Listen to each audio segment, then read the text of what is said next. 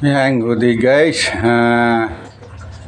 Meron tayong in-order na hindi gumagana. Yung domino switch ginagamit sa mga motor. Yan, yung isang linya lang ang pwede.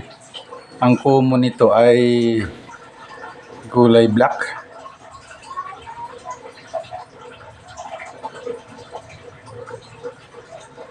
Natiya muna, hindi gumagana rin yung ating tester.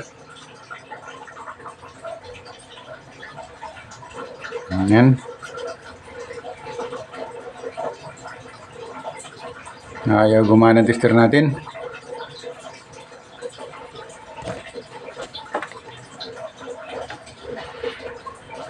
Yan, palitan natin, kunin natin yung isa. Meron tayong isa doon sa motor.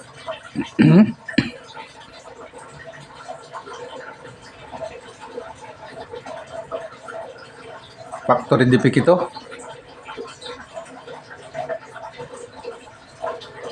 Yan, kunin lang natin yung isang tester natin.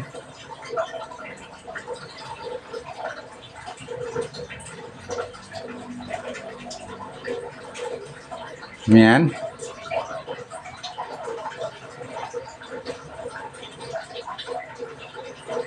Yan, ito okay ito.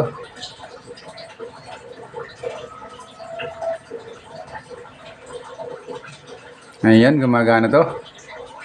Pero dun sa kabila, ayaw to. Yan o. Wala siyang buzzer.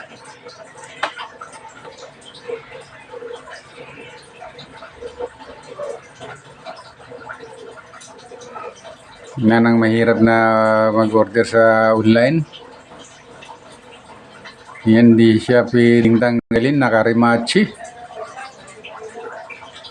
Remachi lang pala to.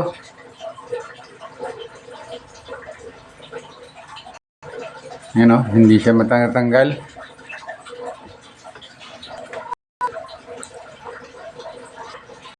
Pwede lang gamitin. Yung kabila na lang gagamitin natin. Dapat high-end low ito na switch ng ilaw. Switch na lang ito, hindi na pwede sa ilaw dahil wala ng low. Yan. In-low, kaya sa busina, kung kabit mo sa busina, pwedeng doon sa loud, pwedeng doon sa hindi bawal. Yan ang gamit nito. Kaya isa na lang pwedeng gamitan nito.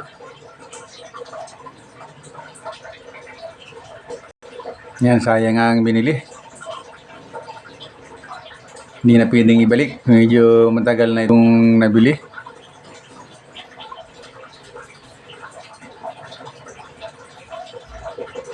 Hindi ko agad na tester kung working.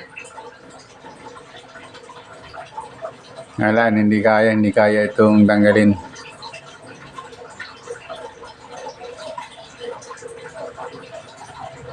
Hindi pwedeng baklasin to. Nakafix ang kanyang design. Yan. Remachi style, hindi siya tornilyo. Kaya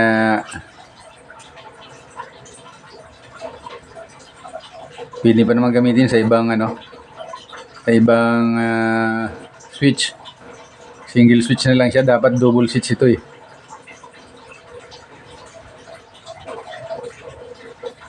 Ayan. Kaya dapat talaga pagka nag-order, i-check agad para maibalik natin. Hindi na kayang ibalik to.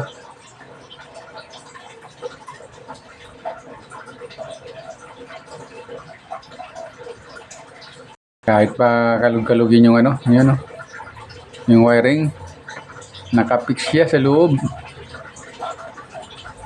Isa na lang talaga, yung red at saka black na lang ang nagana. Laging ang common ng mga ganito ay black. Yan. Switching ay yellow at saka pula. Yellow at red. Yan guys. Yun lang ang tip ko na dapat ma-tester agad kung working talaga. Thank you for watching. At pakipindot na rin ang like button at subscribe. Thank you.